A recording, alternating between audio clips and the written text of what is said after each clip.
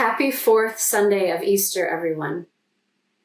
In today's gospel, Jesus presents himself as both the shepherd and the gate, saying, "Whoever does not enter a sheepfold through the gate, but climbs over elsewhere, is a thief and a robber. But whoever enters the gate is the shepherd of the sheep." The image of Christ as the shepherd is already pretty familiar to each of us. But what does Jesus mean when he refers to himself as a gate?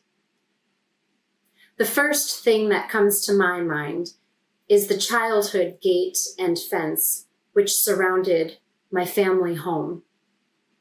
When I recall it, I can hear the sound the metal latch made when someone would lift it to enter our yard.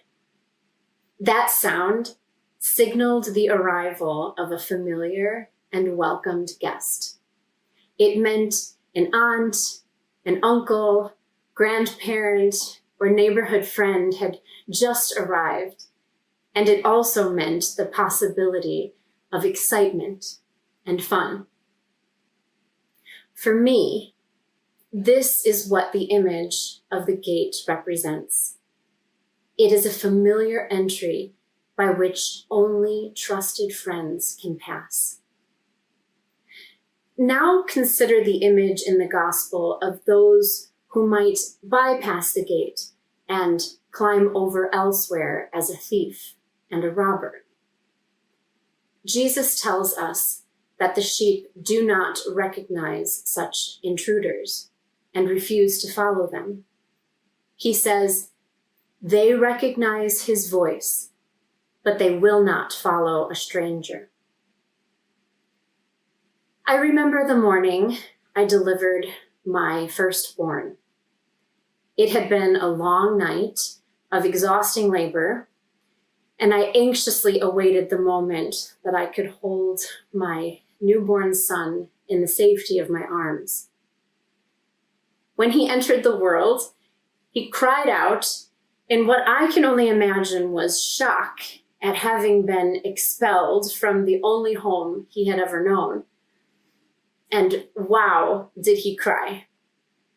My mom was right there with me, and she said to me, "Amy, talk to him, say something to him."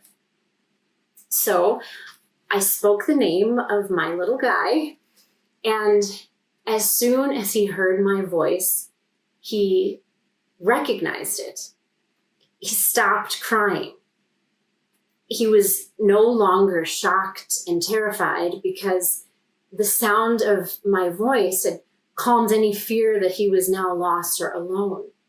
He recognized it because he had heard it many, many times before this moment. My voice, for him, signaled warmth, love, and home. This is how I imagine the sound of the shepherd's voice. It guides and protects and signals that we are loved. The shepherd's voice tells us, "I have come so that you might have life and have it more abundantly." Jesus is both shepherd and gate. He is someone known to us. He does not climb over the fence as one who is interested in power or authority might. During this time of global pandemic, I can't help but think of the voices which detract from the needs of those most impacted by COVID-19. Those heads of state who misuse their influence in order to profit from the misfortune of others. There are so many among us whose lives are made even more vulnerable. Undocumented persons, persons experiencing homelessness or incarceration, LGBTQ youth who are already food and housing insecure, and all those who don't have the luxury right now of working and schooling from home with ease. if any of us were uncertain about the reality of racism and the unjust structures of oppression which operate out of an ill-conceived hierarchy of human value, this pandemic and its effects on communities of color have laid bare our collective responsibility to address these disparities.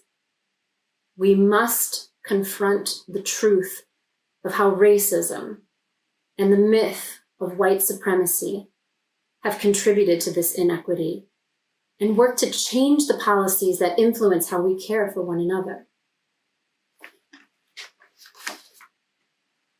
The shepherd is not the thief who comes to exclude, rank, or destroy. Rather, he enters so that we all might have life. What might it look like for us to care for and nourish one another? To create a world where all can experience the abundant life promised. May Christ, as shepherd and gate, show us how to be that promise for one another. Happy Easter, everyone.